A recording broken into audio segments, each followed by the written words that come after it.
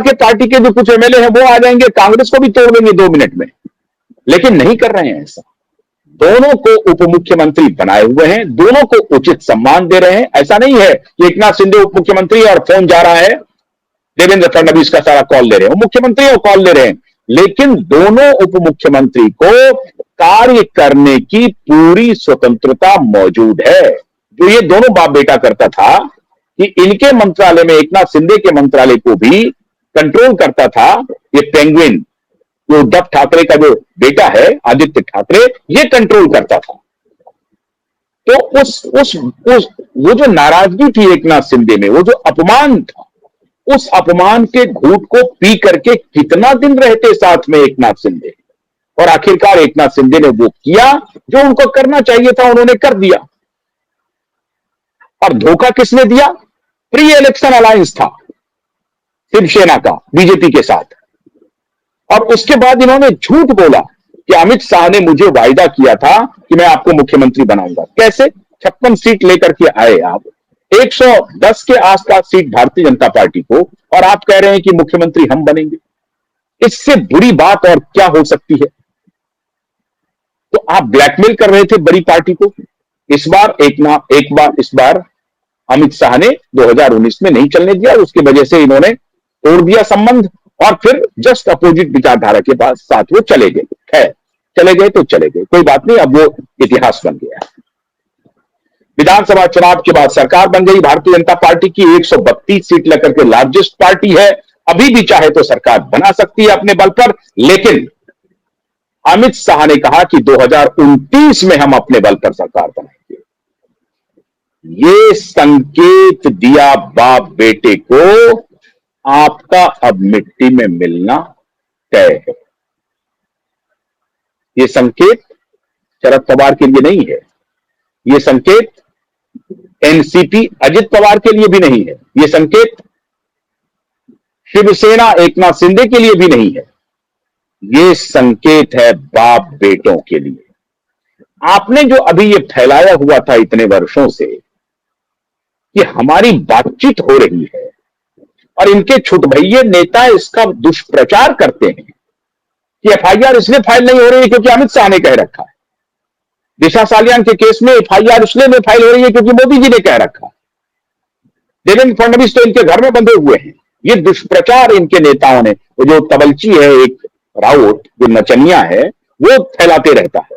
वो मीडिया वाले, बिकी हुए मीडिया, दलाल मीडिया को, यहां जो दलाल सरदार यहां बैठा हुआ है इंडिया इंटरनेशनल सेंटर में जाकर के बैठ करके, जो खान मार्केट गैंग है, वो जो दलाली लेता है और उसको कंट्रोल करता है, आर्टिकल छपवाता है, झूठी आर्टिकल छपवाता है, ऐसी दलाल मीडिया के सहारे ये प्रचारित कर रहा था कि मोदी जी और अमित शाह जी से उद्धव की बातचीत हो गई है और इसलिए उनके बेटे के खिलाफ कोई कार्रवाई नहीं होगी, और कालांतर में उनसे संबंध, उनसे इनका समर्थन हो जाएगा।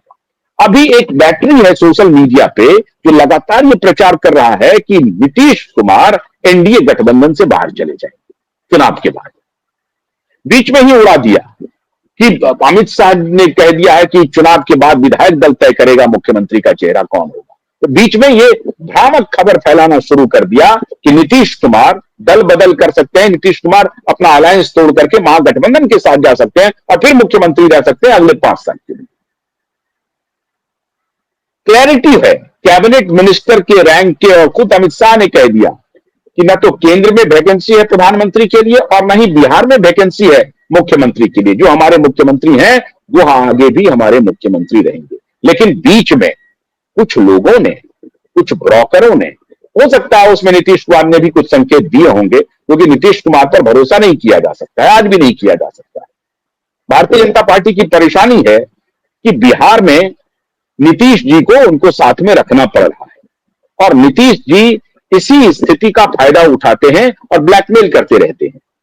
जिस प्रकार से भारतीय जनता पार्टी नीतीश कुमार को बिना शर्त छोटी 42 सीटों वाली पार्टी के नेता को मुख्यमंत्री बनाए हुए, तो नीतीश जी को इसका कोई नहीं है। नीतीश जी को खुद चाहिए था कि नहीं, हमारी पार्टी को सीट नहीं, आप मुख्यमंत्री बनिए। अगर ये एक कैरेक्टर वाले अलायंस के व्यक्ति होते तो, नहीं है वो कैरेक्टर। बिल्कुल नहीं है, लेकिन मजबूरी है भारतीय जनता पार्टी की कि नीतीश कुमार को उनके इस डैम कैरेक्टर के बाद भी नीतीश कुमार को बनाए रखना है, क्योंकि कास्ट में जिस तरह से बिहार का समाज बटा हुआ है, वैसी उस परिस्थिति में भारतीय जनता पार्टी ने अपना कोई उस तरह का कास्टिस्ट लीडर तैयार नहीं किया है। Bharatiya Janata party casteist politics उस तरह से करती नहीं है। चुनाव में हर पार्टी करती है, वो करती होगी, लेकिन नैरेटिव में भारतीय जनता पार्टी कास्ट की राजनीति करे, ऐसा नहीं है। तो भारतीय जनता पार्टी की यह मजबूरी है कि उन्होंने कास्ट का कोई ठेकेदार खड़ा नहीं किया बिहार में। अगर वो खड़ा हो गए होते तो फिर नीतीश की भी जरूरत नहीं है। मोदी की पॉपुलैरिटी बिहार में आज भी है। मोदी का भजाया हुआ नीतीश कुमार खा रहे हैं, लेकिन नीतीश कुमार को उसका कोई इल्म नहीं है। नीतीश उस पर भरोसा नहीं करते हैं। नीतीश कुमार इस शर्म लिहाज हया से ऊपर है। उनको किसी भी तरीके से जैसे तैसे, और वो आखिर में यहां तो अगड़ा पिछड़ा का भी खेल कर रहे थे। जब उनको लगा कि भारतीय जनता पार्टी की अगर बहुत सीट आ गई तो वो इस बार अपना मुख्यमंत्री बनाएगी, तो इन्होंने फिर अगड़ा पिछड़ा का खेल शुरू कर दिया और लालू यादव को भी फोन कर दिया और तेजस्वी यादव को भी फोन कर दिया। इस तरह की खबरें आई और ये खबर पक्की थी, जो पाला बदल सकते हैं। नीतीश कुमार पर आप भरोसा बिल्कुल नहीं कर सकते हैं। लेकिन भारतीय जनता पार्टी को अब बहुत मेहनत करना पड़ेगा बिहार में, और कास्ट के लीडर को तैयार करना पड़ेगा। अगर कास्ट है तो कास्ट वार ही सही, वो नहीं हो पा रहा है। तो अभी यहां पर इनका खेल चल रहा था कि किसी प्रकार से नीतीश कुमार को तोड़ दिया जाए, और इधर 12 एमपी इनके हट जाएंगे। अरे 12 एमपी आज नहीं तो कल उसमें से अधिकतर एमपी नरेंद्र मोदी के एमपी है। अगर नरेंद्र मोदी नहीं होते तो नीतीश की औकात नहीं थी ये 12 एमपी को जिता पाना। लेकिन मजबूरी है। चलिए भाई, जेडीयू के नेता हैं आप, कोई बात नहीं है। तो भारतीय जनता पार्टी अपने रिश्तों का निर्वाह कर रही है। आज उसका नैरेटिव दिया कि देखिए एकनाथ शिंदे को हटा दिया। अब सोचिए ये कौन सा नैरेटिव है। एकनाथ शिंदे की पार्टी को 56 एमएलए है, भारतीय जनता पार्टी को 132 एमएलए है, लेकिन ये जो दुष्प्रचार करने वाला बैटरी है, ये निर्लज्ज बैटरी, बेशर्म बैटरी, 132 सीट वाला पार्टी अपना मुख्यमंत्री खड़ा ना करे। वही बैटरी ये प्रचार करती है कि 56 सीट ला करके उद्धव ठाकरे को, भारतीय जनता पार्टी को मुख्यमंत्री बना देना चाहिए। अब राजनीति में कोई साधु बनने के लिए नहीं गया है। राजनीति में पावर पॉलिटिक्स है, और पावर पॉलिटिक्स में अगर seat by hook and crook, अगर सीट आप लाते हैं तो आपका यह नैसर्गिक अधिकार है कि आप जाकर के कहेंगे कि नहीं इस सीट पर मेरा दावा बनता है। नहीं करेंगे वो काम, ये नैरेटिव नहीं देंगे। क्यों? वो कास्ट से ऊपर उठ नहीं पा रहे हैं। आप हैरान हो जाएंगे कि बिहार में भारतीय जनता पार्टी को सिंगल आउट करने के लिए कास्टिस्ट लीडरों ने और कास्टिस्ट दलाल पत्रकारों ने यह नैरेटिव फैलाया कि सवर्ण सत्ता में बैठ जाएगा अगर भारतीय जनता पार्टी सत्ता में आएगी। यह नैरेटिव फैलाया गया कि सवर्ण एक बार फिर बैठ जाएगा, इसलिए फिर से अगड़ा और पिछड़ा किया गया।